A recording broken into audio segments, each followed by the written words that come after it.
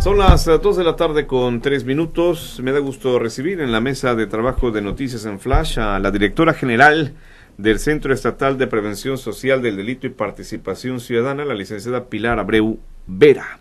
¿Cómo está? Bienvenida, buenas tardes. Muy buenas tardes, Hugo, buenas tardes, muchas gracias por recibirme aquí en este espacio. Con todo gusto, es importante, vamos a hablar por supuesto del también conocido como CENEPRED. Así es, ¿verdad? así es. No confundir con el CENAPRED, esa es otra también, cosa. Sí, totalmente, CENEPRED es las siglas que se eligieron aquí en nuestro estado. Claro. Y partamos de lo básico, licenciada.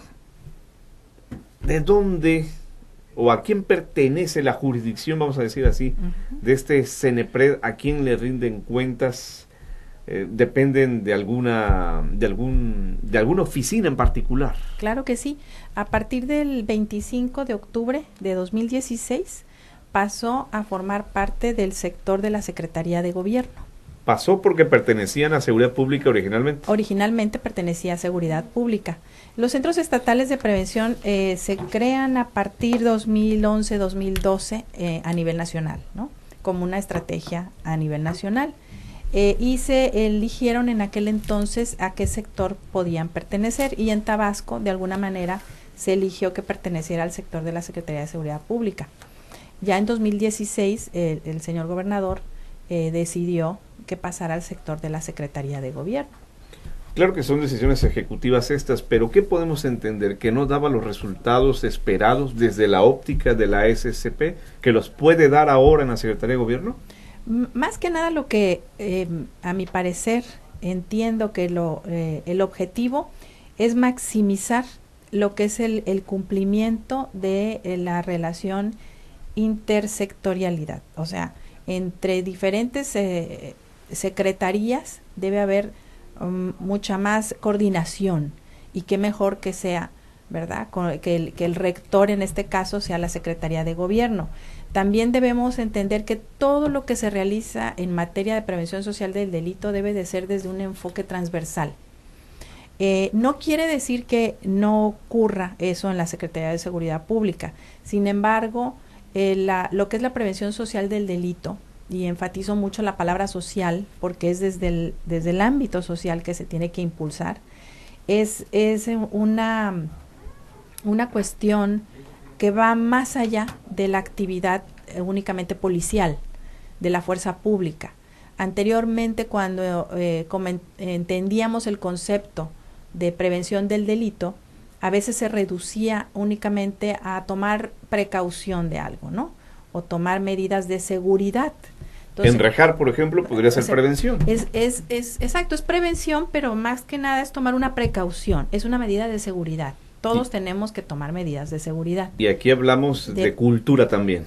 Exactamente, por eso ahora, de 2011, 2012 para acá, se está promoviendo más el concepto como prevención social del delito, ¿verdad? Claro. Que en realidad es prevención social de la violencia y la delincuencia, porque la violencia y la delincuencia son fenómenos. Entonces tienes que atender el fenómeno como tal. Por eso el concepto es muchísimo más amplio, más cualitativo, vaya. Sí. Ahora, regresando a lo que originalmente planteamos, entonces, ¿ustedes han notado ya la diferencia de estar dependiendo de una instancia a la que dependen ahora? Sí, por supuesto, y es justamente en ese sentido. Las políticas públicas de Estado, ¿verdad?, se tienen que ir coordinando todas. Entonces, en el momento que pasamos al sector de la Secretaría de Gobierno, digamos que hay más amplitud, por llamarle de una manera, de poder colaborar directamente en cualquier política pública implementada por el Estado que de alguna manera ayude a los objetivos de la prevención social. Un ejemplo de ello es, por ejemplo, en el tema educación. También otro ejemplo es salud. Me gustaría, para poder responder esa pregunta, comentarles que nosotros debemos atender los factores generadores de violencia y delincuencia. Y los factores, como sabemos, son muchísimos, ¿no? Es multifactorial el tema de la violencia o la delincuencia. Entonces, tenemos que atender factores de tipo individuales, familiares, grupales, educativos, comunitarios, ¿verdad? todos estos factores, y dentro de cada uno de estos que acabo de mencionar, que están dentro del Programa Nacional para la Prevención Social de la Violencia y la Delincuencia, dentro de cada uno de estos factores hay muchos otros más. Entonces, para poder atender todos, quedarte nada más en un sector de la estructura de gobierno a veces no te permite tanta movilidad. La Secretaría de Gobierno, en cambio, te permite poder interactuar con todas, ¿no? Por ejemplo, ahorita fuimos invitados, ¿verdad?, a participar en el programa que recientemente anunció el señor gobernador, Educar para la Vida, Responsabilidad Compartida. Entonces, nosotros vamos a poder abonar a este programa que coordina la Secretaría de Educación. Ese es un ejemplo. Otro ejemplo de ello, de transversalidad, es la Secretaría de Salud. A través de la Dirección de Salud Psicosocial, ¿verdad?, hemos colaborado en diferentes actividades, ¿no? Ellos tienen programas, ellos nos proporcionan datos incluso para que nosotros vayamos entendiendo cómo funciona este fenómeno de adicciones. Claro. Entonces, ellos tienen toda esa función donde nosotros podemos colaborar conjuntamente, y ya lo hemos hecho. ¿Habrá alguna intención de llevar todo esto a libros de texto, por ejemplo? Desconozco, en este momento desconozco si lo harían. Sé que hay proyectos importantes en materia de educación, y que sé que además están muy preocupados y ocupados, sobre todo ocupados en crear estrategias. Entonces, este programa pues es integral. Entonces, lo que se busca es que todos los programas que se hagan desde el gobierno del estado sean integrales. Eso es lo más importante. Dígame una cosa, ¿manejan ustedes el presupuesto? Sí, bueno, se va a asignar presupuesto. Estamos en la transición administrativa y financiera. Ya se hizo, ya somos parte de la Secretaría de Gobierno, normativamente hablando. Ya somos parte de la Secretaría de Gobierno. Ya estamos trabajando y colaborando conjuntamente o directamente más bien con la Secretaría de Gobierno. Sin embargo, todavía estamos en ese periodo de transición, ¿no? Y ese periodo de transición pues lleva una serie de pasos a seguir de índole administrativo. Entonces, pero ya yo creo que muy pronto se va a dictaminar el acuerdo o el trámite procedente para que se haga. Pensaba yo sobre si no lo más conveniente para CENEPRED es que le den autonomía propia, autonomía presupuestal, pues básicamente. ¿Cómo lo ven ustedes? Bueno, tenemos autonomía técnica, esa autonomía sí la tenemos. Y no sé si la pregunta responde a poder actuar de manera autónoma o independiente. Sí, ¿esa es la pregunta? En base, vamos, a lo mejor que ustedes manejen el presupuesto de una manera como lo consideran conveniente. A final de cuentas, ahorita tendrán que tener un aval, ¿no? No, por supuesto. Obviamente todo tiene que ser consensado con el secretario de Gobierno, ¿verdad? Y a su vez las formas como deben de ser, ¿no? Claro.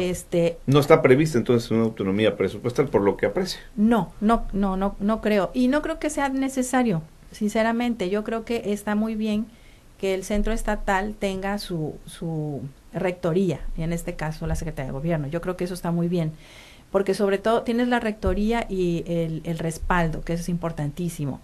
Lo que creo que sí debemos fomentar, más que la autonomía presupuestal, es lo que se tiene que fomentar más, y es nuestro deber hacerlo, es la participación ciudadana en estos temas. Yo creo que esa es la clave. En la medida que la ciudadanía participe y haga suyo cualquier programa, proyecto o acción que se emprenda en esta materia, esa es la ganancia. Y las buenas prácticas. Ya lo hemos visto y lo estamos viendo en este momento. Hace un año aproximadamente tuve la oportunidad aquí de platicar con ustedes sobre el programa de mediación comunitaria. Sí. En aquel entonces ese programa contaba con ciertos recursos del PRONAPRED, que es el Programa Nacional para la Prevención del Delito. El PRONAPRED a partir de 2016 ya no mandó fondos a ninguna entidad federativa. Entonces nosotros pensábamos que quizá ese programa de mediación comunitaria ya no continuara, porque a través de los fondos pues recibían capacitaciones, un apoyo económico para sus insumos, en fin. Y nuestra gran sorpresa, y con mucho gusto, fue que pensábamos que de los 20 mediadores a lo mejor se quedaban 5 haciendo mediación. Nuestra sorpresa fue que los 20 se quedaron haciendo mediación y ya no cuentan con fondos. Eso se llama una buena práctica, eso es adoptar un programa. O sea, los programas tienen, nuestra obligación como gobierno es diseñarlos, implementarlos, ¿verdad? Y evaluarlos. Esa es nuestra obligación. Y ver y que las estrategias se lleven a cabo como fueron planeadas. Sin embargo, lo importante aquí es cuando la ciudadanía los adopta. El gobierno está un periodo. Entonces, si un programa es exitoso y subsiste más allá del periodo de gobierno, quiere decir que la ciudadanía lo adoptó. Claro. Y eso es lo importante. Pilar Abreu, vamos a hacer una pausa. Sí. Seguimos platicando al respecto al volver. Sí, gracias. ¿Has pensado cómo te ves por dentro? En el Centro de Diagnóstico Médico por Imagen Seracom contamos